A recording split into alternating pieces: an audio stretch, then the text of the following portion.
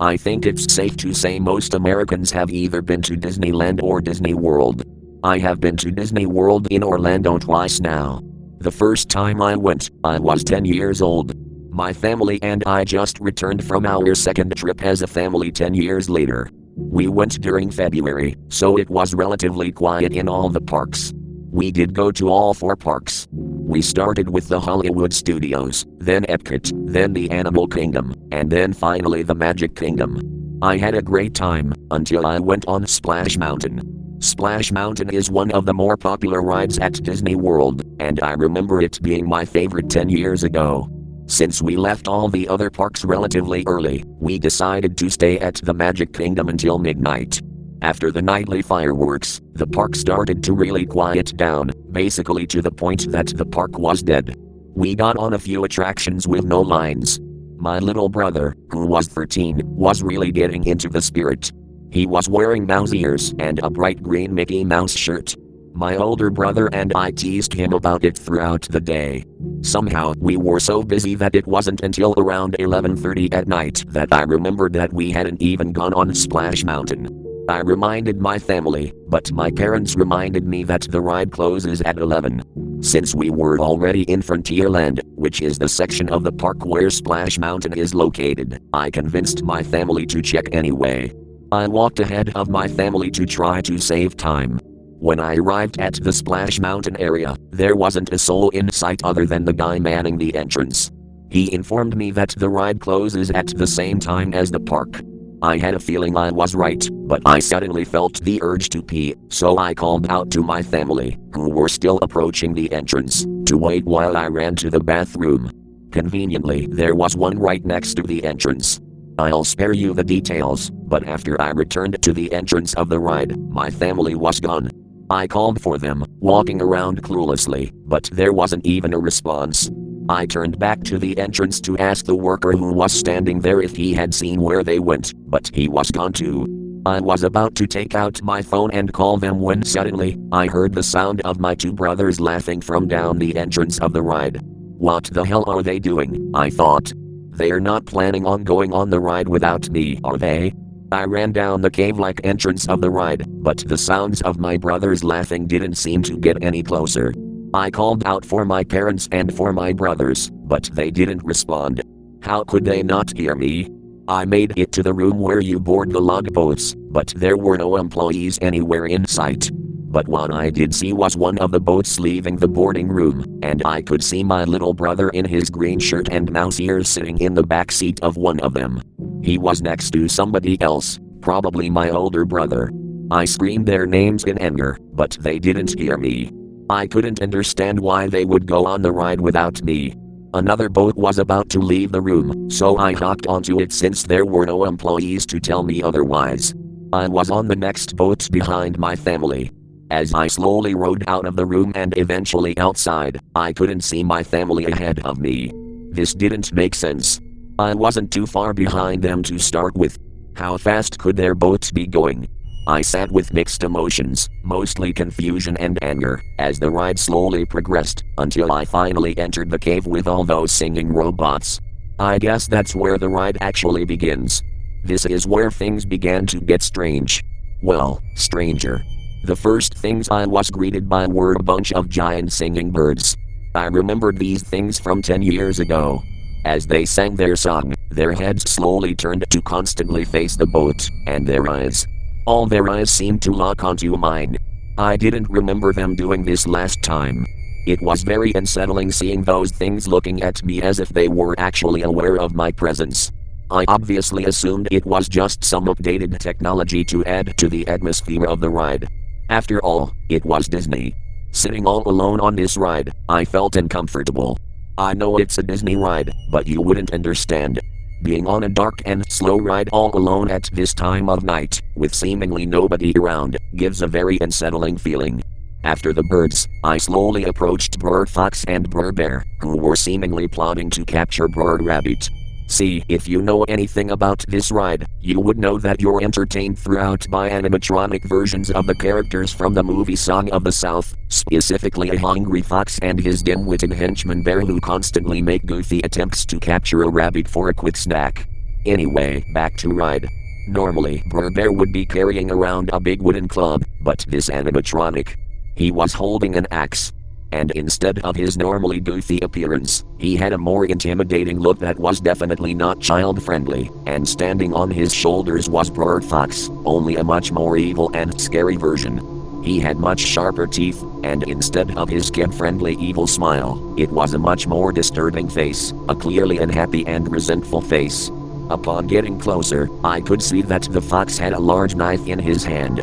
The two animatronics began speaking, or at least the ride audio provided the sounds of their characters speaking, but the voices were also off.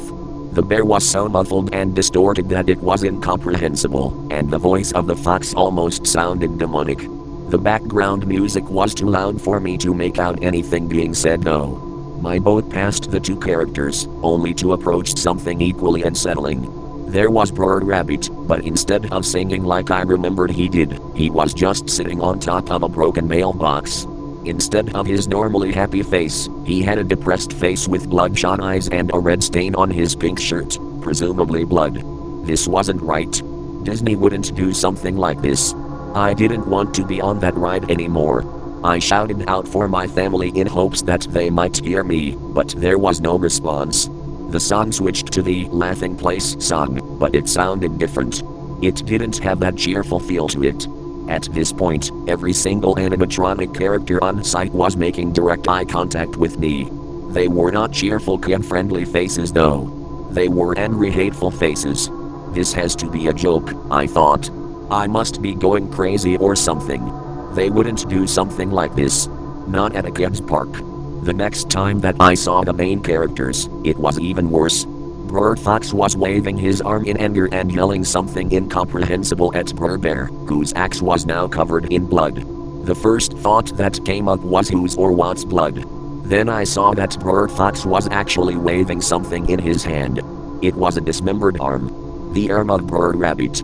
In front of the two robots was a blood trail. A blood trail that looked too real. It all looked too real. I could see fake blood dripping out of the prop that the fox was holding. It has to be fake blood, I thought to myself.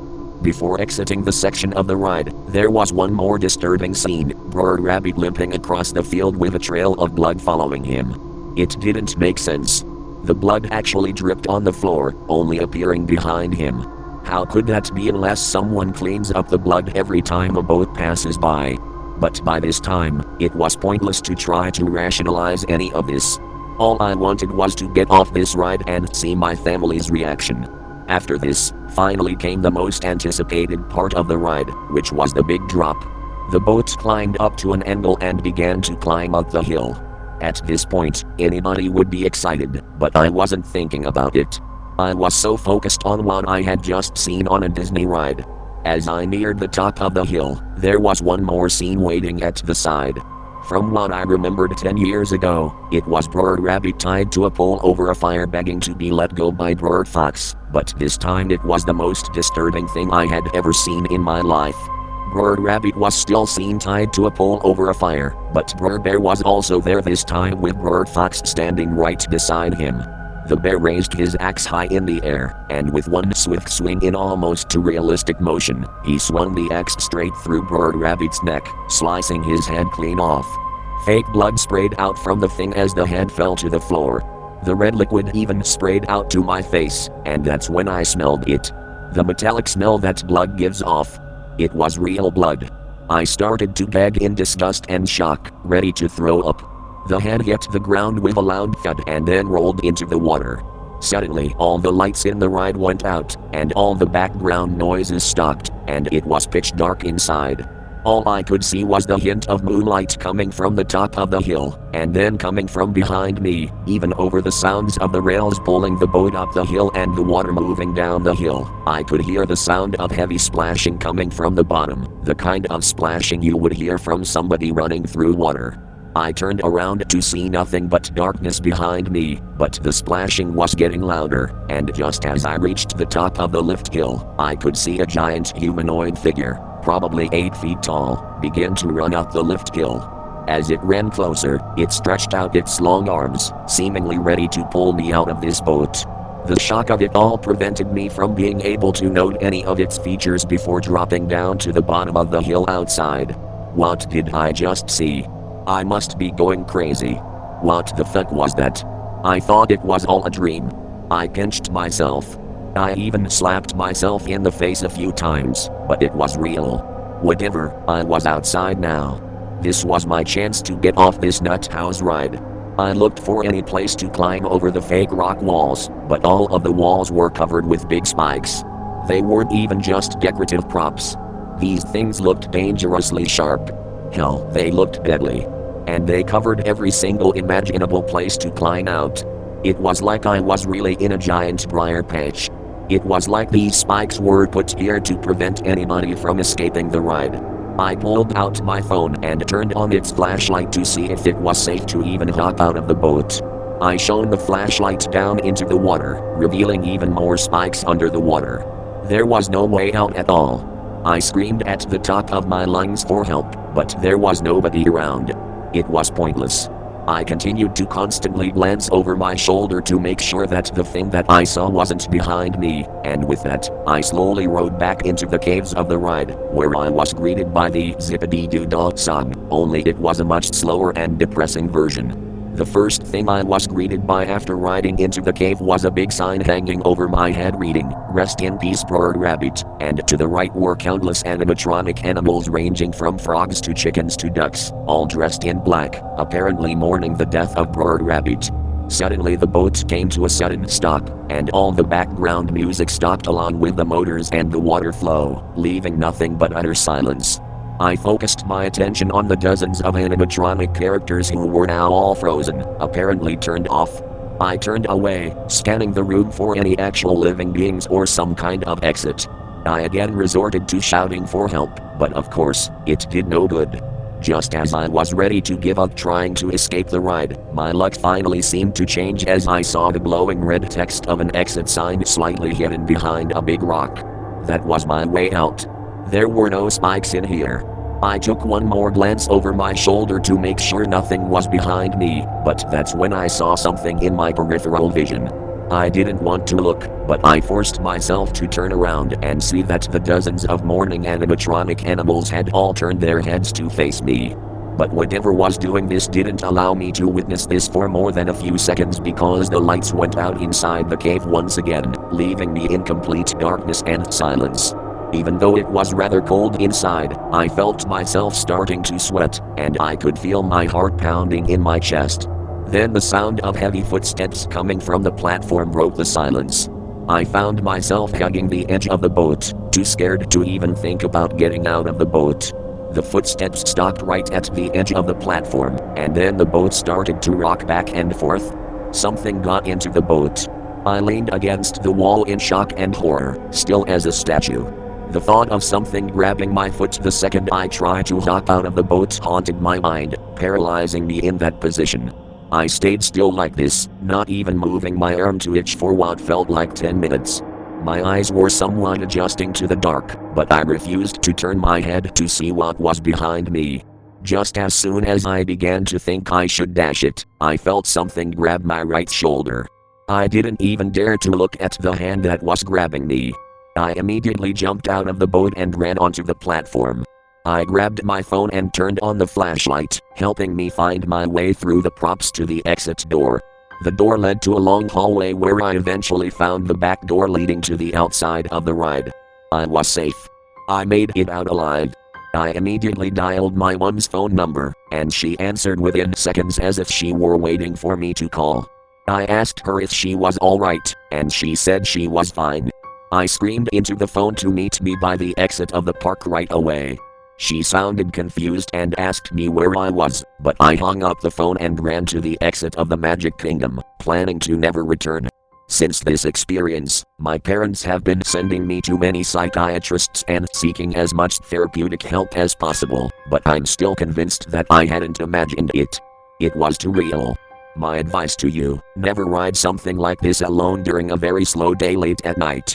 I don't know how or why they would do this. I don't know if Disney is hiding something. I still think of the creature I caught a glimpse of, and whatever the thing was that was in the boat with me. I sometimes wish I had turned around to see what had grabbed my shoulder just to kill the curiosity that I know will never go away, but maybe I should be happy I didn't turn around. Possibly the strangest thing about all of this though, when I met up with my family at the exit of the park and tried to get some reactions from them, they told me that after I went to the bathroom, they simply walked around waiting for me. They never got on the ride.